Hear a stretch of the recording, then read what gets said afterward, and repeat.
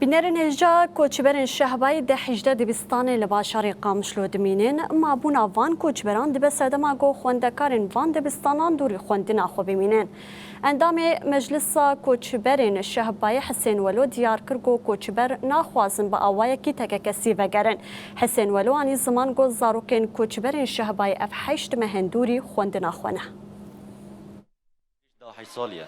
نه از نظام نه نوی خیازکم نه از نظام نه یازکم نه بخینم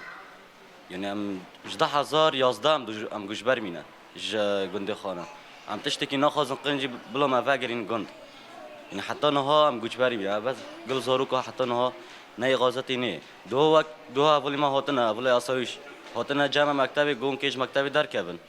اما گو ام کی چوش مکتبی در کبن تشتکی جماعت تنه یعنی یا ما فاگرین اوی گنده خا ای شهبا یا ما سکنش مرا بدابرینه ام فاگرین یعنی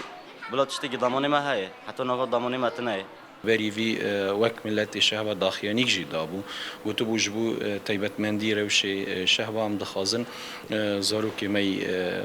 یعنی لشکری جی بمر هر نمنا خازن ام هر نزارو که مل ویداری منیش بوی بلکه هنک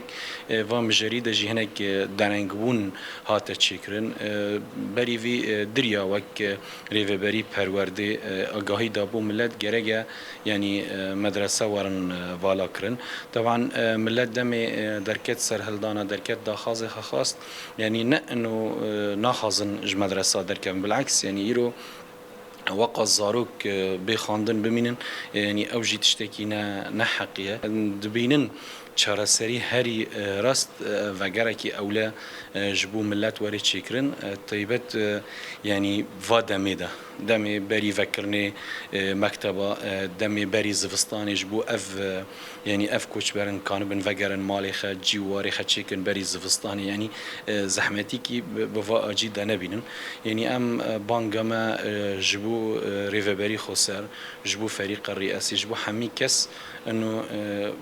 وگری واملتی بلزوری چیکرن و وگری کی اولابی